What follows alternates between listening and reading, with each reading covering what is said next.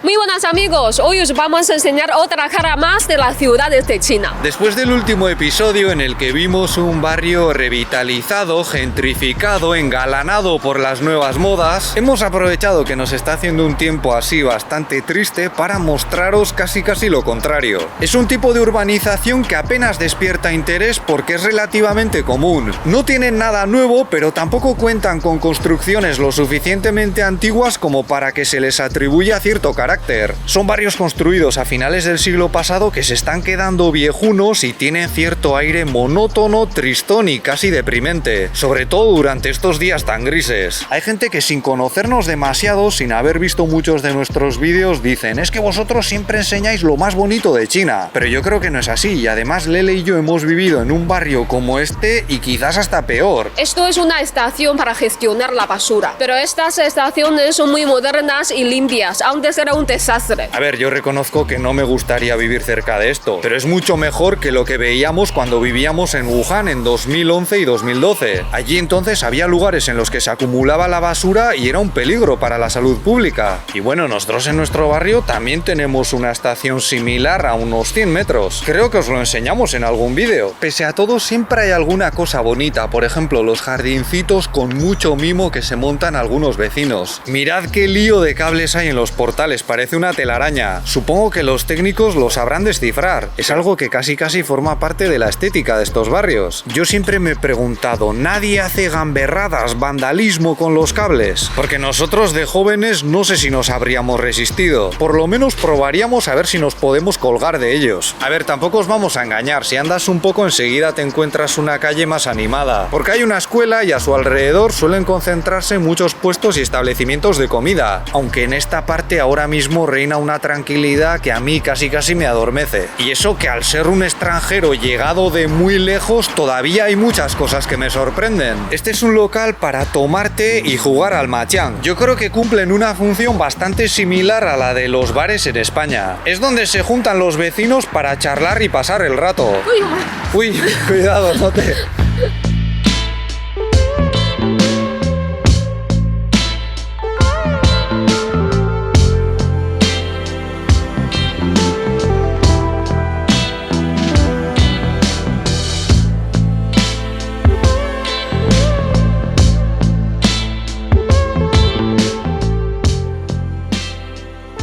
Mirad, esta es una especie de almacén dedicado al reciclaje. Si tienes cosas que tirar, les llamas y pueden venir a tu casa. Normalmente te pagan por cada kilo de material, pero en cualquier barrio hay gente que se dedica a las recogidas. A nosotros, cuando se nos acumulan cajas de cartón y de plástico, se las damos a uno de nuestros vecinos porque nos lo pidió. Y no penséis que son unos muertos de hambre, ellos tienen un supermercado. Nosotros se lo damos de gratis, a veces nos regalan verduras, que también tienen una huerta, y ellos a su vez entregan todo ese material a establecimientos como este a cambio de algo de dinero. A ver, recogiendo basura no te vas a hacer rico, pero de momento tiene un mínimo de rentabilidad y hay gente mayor que lo hace para ir sacándose unos yuanes que suelen acabar en manos de sus nietos. A mí me parece un trabajo tan digno y necesario como cualquier otro. Lo que hay que hacer es intentar mejorar sus condiciones, que la gente que lo hace tenga protección, que no corran peligro. Pero bueno, también es cierto que estos suelen ser trabajos extra. Lo suelen hacer quienes se dedican a limpiar las calles,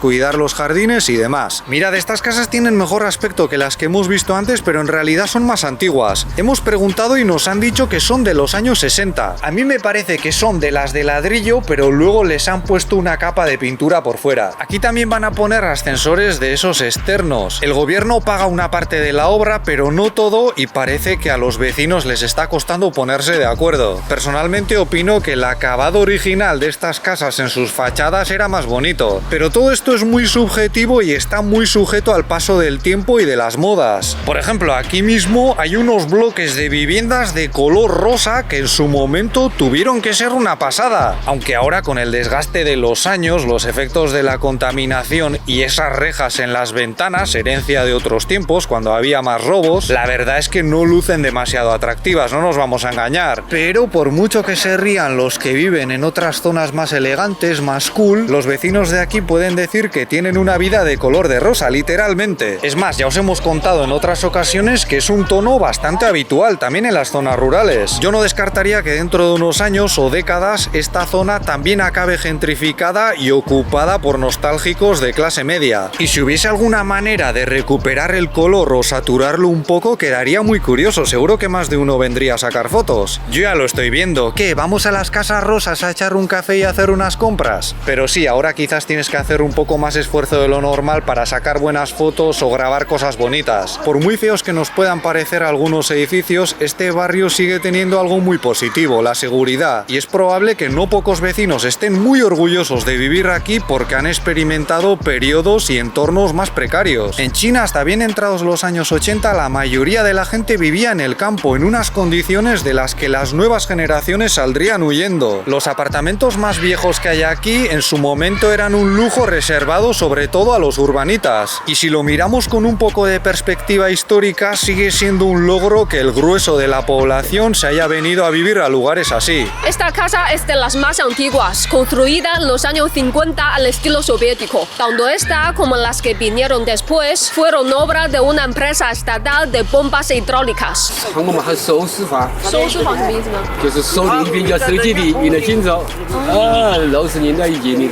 Casi todos los bloques de viviendas que hemos visto era donde vivían los trabajadores. Los apartamentos siguen siendo de su propiedad, pero la fábrica ya no está aquí. Hemos mirado sus precios y son bastante baratos pese a estar prácticamente en el centro. El siguiente paso para muchos aquí sería mudarse o ayudar a sus hijos a comprar un apartamento en las nuevas torres de viviendas que están construyendo en los alrededores, a poder ser uno bien alto y con buenas vistas sobre el resto del barrio. Pero bueno, si no lo consiguen, siempre les queda el orgullo de decir que viven en la capital de la provincia cuando regresan de visita al pueblo. Y ese es todo un tópico humorístico. Cuidado, que vienen los tíos de Shanghai de visita. Viven en un apartamento pequeñísimo, pero nos miran por encima del hombro a los que nos quedamos en el pueblo, aunque ahora nuestras casas son mucho más cómodas. Y cuando les preguntas si podemos ir de visita a su maravillosa ciudad, uy, no, es que justo ahora estamos de obras. Muy cerca de aquí están aplicando lo que yo creo que es la fórmula más típica para reanimar la economía: construir un centro comercial que al mismo tiempo ofrezca actividades culturales. Pero en este barrio mucha gente sigue recurriendo a los mercadillos de toda la vida, de los que se montan en cualquier esquina sin pedir permisos, seguramente violando alguna que otra norma y sin demasiado miedo de que la policía municipal les moleste. Si fuese una zona comercial con muchas tiendas, tendrían que andarse con más cuidado, pero aquí ponen sus productos prácticamente donde les dé la gana y no pasa nada. Pero es que son prácticamente los únicos que animan las calles a esas horas. Por la tarde-noche ya empiezan a salir grupos de maduritos a bailar y pasear, pero durante el día, si no estuviesen ellos, sería todo mucho más aburrido y triste. ¿Y qué pasa si vives en un barrio de casas viejas o sin mantenimiento y comienzan a tener problemas? Pues desde hace unos años, al menos en nuestra provincia,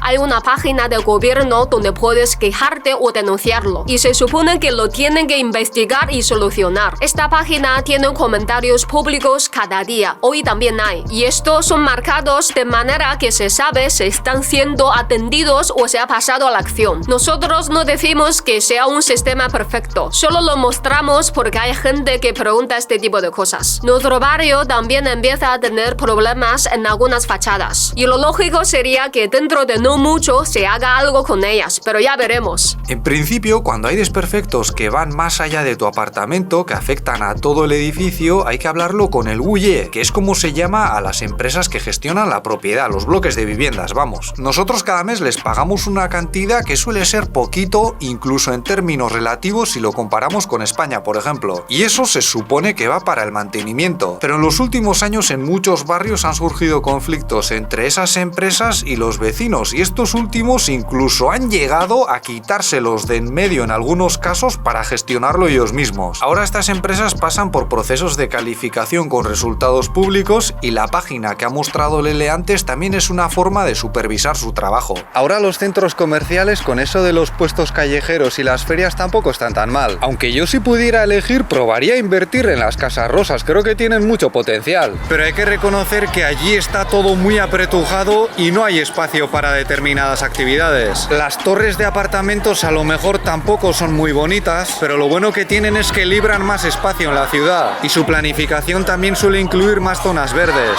¿Es mejor? ¿Es peor? Eso ya que cada uno lo juzgue. Eso es todo por nuestra parte. Si este vídeo os ha parecido interesante, podéis darle un me gusta, suscribiros o ayudarnos con Patreon, donde tenéis más contenido, como directos y mis clases de mandarín.